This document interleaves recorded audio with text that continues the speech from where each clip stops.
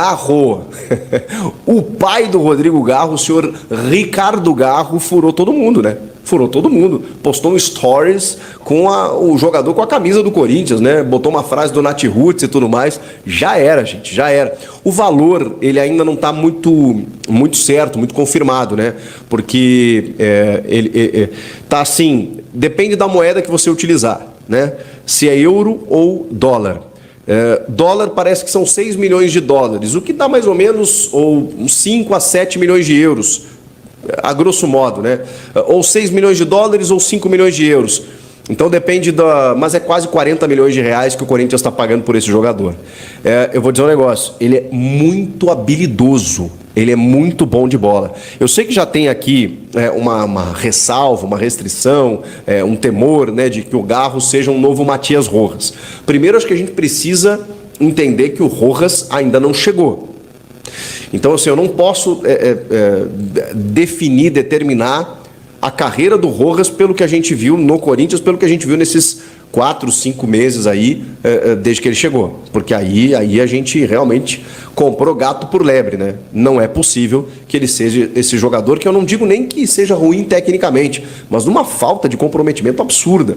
E eu já falei aqui, cansei de falar reiteradamente, o Rojas precisa de alguém que encoste nele e diga: irmão, vamos aqui, vou te mostrar esse livro aqui, História do Corinthians, esse aqui é o Sócrates, esse aqui é o Teleco, esse aqui é o Rivelino, esse aqui é o Renato Augusto, sabe? Esses caras aqui, sabe? Para você ter uma ideia, esse aqui é o Adenor Bach, o Tite, sabe?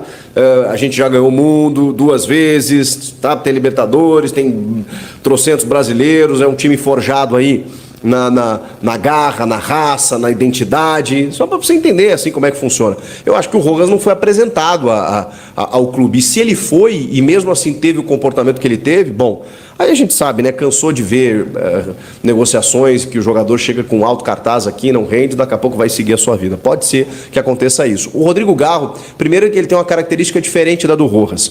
O Rojas é um jogador de mais cadência, tem finalização, é muito bom tecnicamente, mas o Garro ele é mais da vitória pessoal. E ele não é necessariamente um ponta, tá? Ele pode jogar aberto, mas ele joga vindo de trás, só que ele tem uma condução de bola muito boa, um meia esquerda muito habilidoso.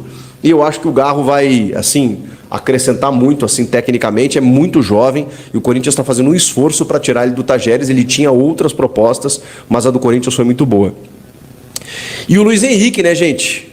Meu irmão Samir Carvalho aí estourou no norte, né, com mais essa notícia. Só que o portal Meu Timão, por exemplo, acabou de publicar que a informação é de uma tentativa do Corinthians por um contrato de empréstimo. O que está rolando? Muito se falou por um Fla-Flu pelo Luiz Henrique, que está lá no Real Betis, que chegou no primeiro ano muito bom, depois acabou não tendo a mesma performance. E aí o clube espanhol, né, com o interesse dele em voltar para o Brasil, radar de seleção brasileira, tem Olimpíada em 2024, tem Copa do Mundo daqui 2 anos, dá pra gente dizer assim, 2 anos e pouquinho, o Luiz Henrique vê com bons olhos esse retorno ao futebol brasileiro. E o Fluminense, cara, até por ter vendido o jogador, por ser o clube que o revelou, né, tava na parada mais verdadeiramente, e fez uma proposta de empréstimo, inicialmente de 500 mil euros, depois de 1 milhão de euros. E aí o Betis estava, tá bom, né, vamos ceder, não sei o que, tudo mais. E o Flamengo não fez proposta. O Flamengo meio que começou a observar. Começou a observar do tipo assim, bom, se pingar aí, de repente a gente faz uma oferta. Só que o Flamengo não precisa de pontas, né? Quer dizer, os caras sempre valorizam o seu elenco lá, mas lá tem Luiz Araújo, Cebolinha, tem os garotos da base, cara, tem uma infinidade de jogadores.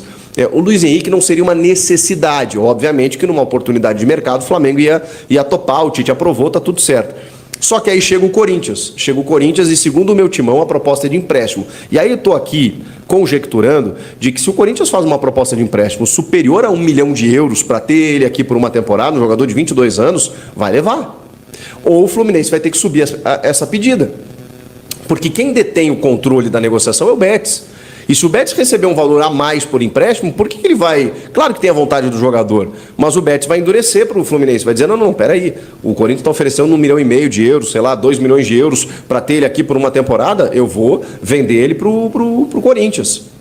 E é onde ele vai ter uma possibilidade de ser titular, tem um projeto todo sendo formado para ele. Agora, o Samir chegou a dizer que a oferta foi de compra também.